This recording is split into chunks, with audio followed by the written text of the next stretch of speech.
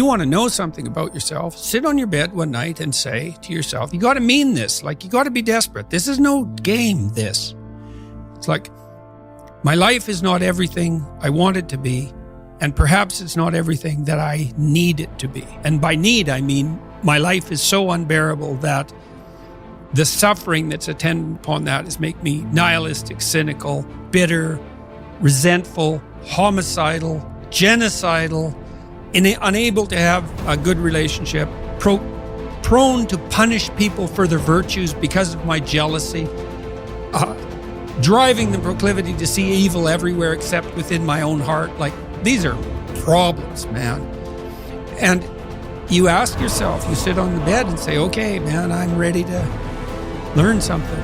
Like, what's one thing I'm doing wrong that I know I'm doing wrong that I could fix, that I would fix? It's like, you meditate on that, you'll get an answer. And it won't be one you want, but it'll be the necessary one. You know, and it's often something that will point you to small things.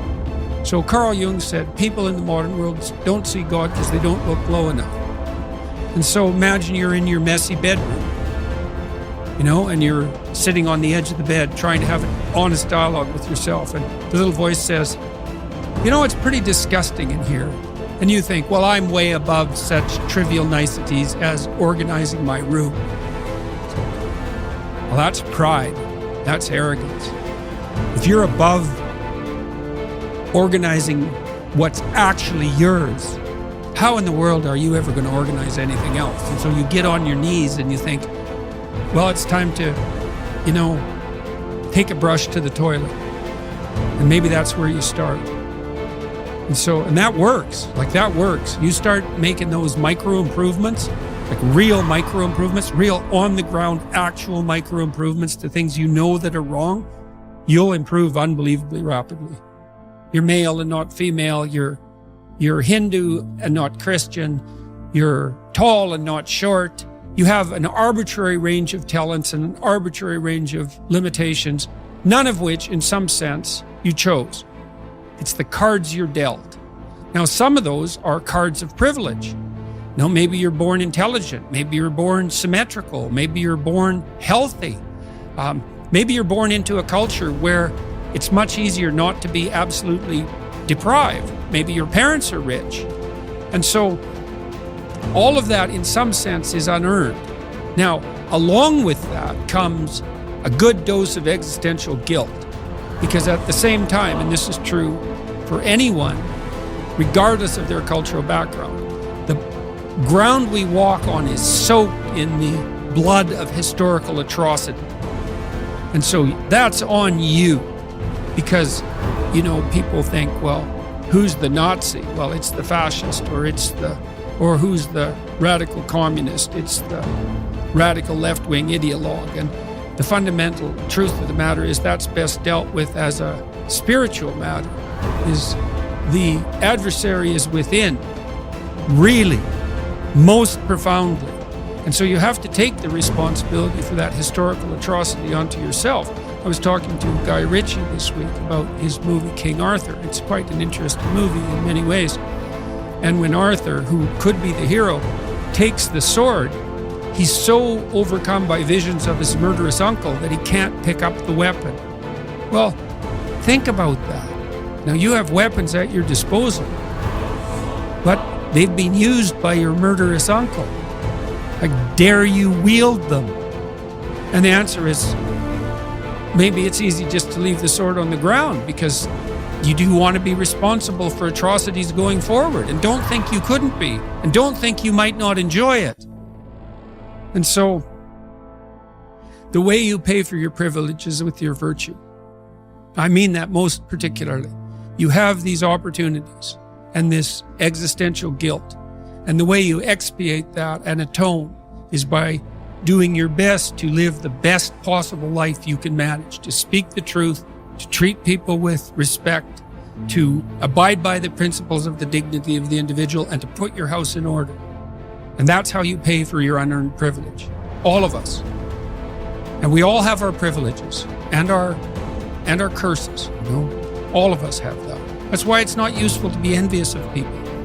You know, you're a young man, you see someone drive by in a Ferrari with a blonde, and you think, my God, he's got everything. And, you know, the woman in the car is a prostitute who's got a cocaine addiction, and her life is just one catastrophe after another. And he's had to lie and cheat his way into this position, and he's afraid that everything's going to come crashing down on him, and that's what you're jealous of. And it's just not that profound. You don't want someone else's fate. Man, your fate's enough, and your adventure's enough. It's plenty. It's more than you can ever fully realize. And so that's also part of the reason that we all believe that the individual has some intrinsic dignity. It's don't be so sure that your position in your room is so damn trivial. Might be your attitude towards it that's trivial. And if you're in dire straits and dire circumstances, just look at how much opportunity you have to make things better.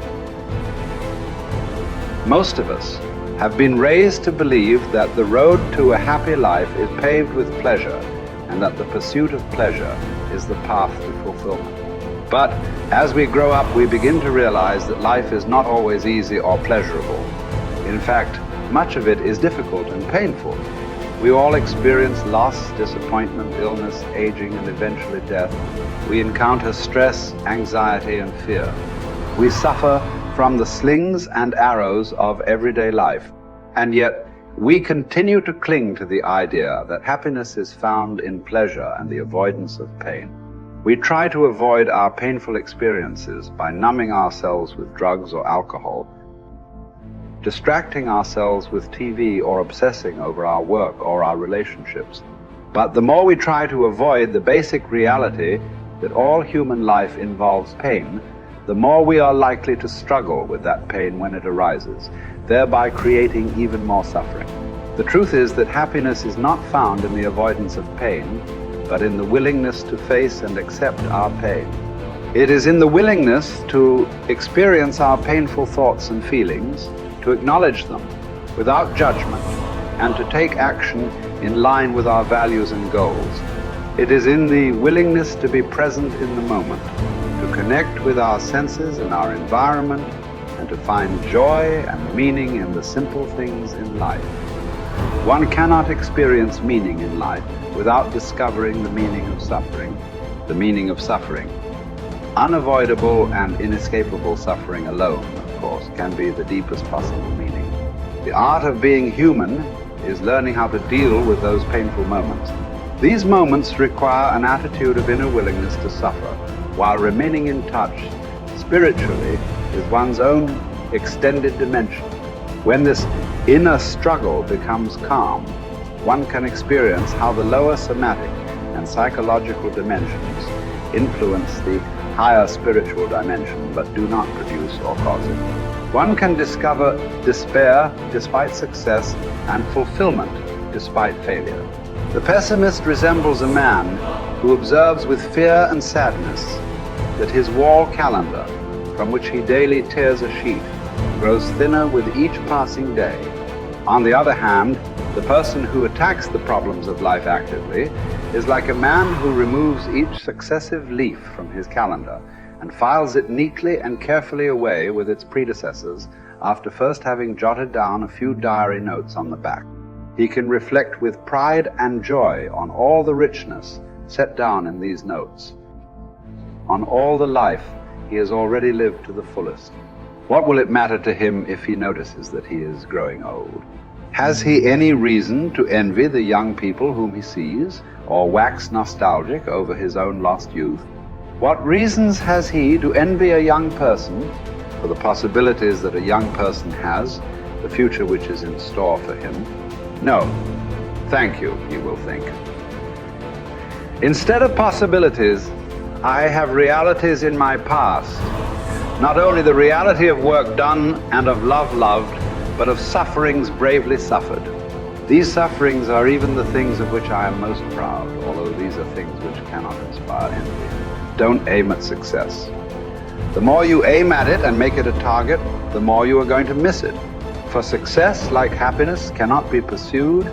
It must ensue, and it only does so as the unintended side effect of one's personal dedication to a cause greater than oneself, or as the byproduct of one's surrender to a person other than oneself. Happiness must happen, and the same holds for success.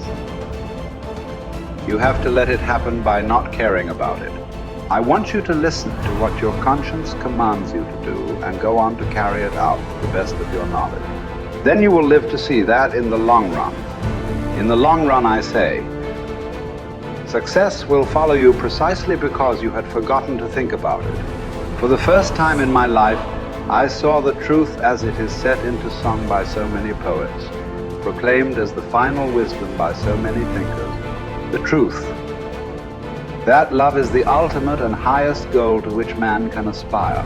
Then I grasped the meaning of the greatest secret that human poetry and human thought and belief have to impart. The salvation of man is through love, and in love, love is the only way to grasp another human being in the innermost core of his personality. No one can become fully aware of the very essence of another human being unless he loves him.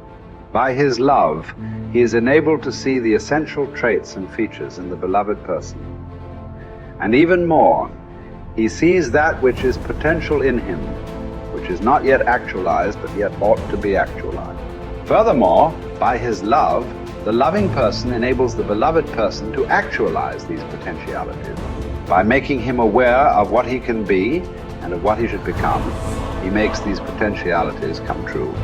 It did not really matter what we expected from life, but rather what life expected from us. We needed to stop asking about the meaning of life and instead think of ourselves as those who were being questioned by life.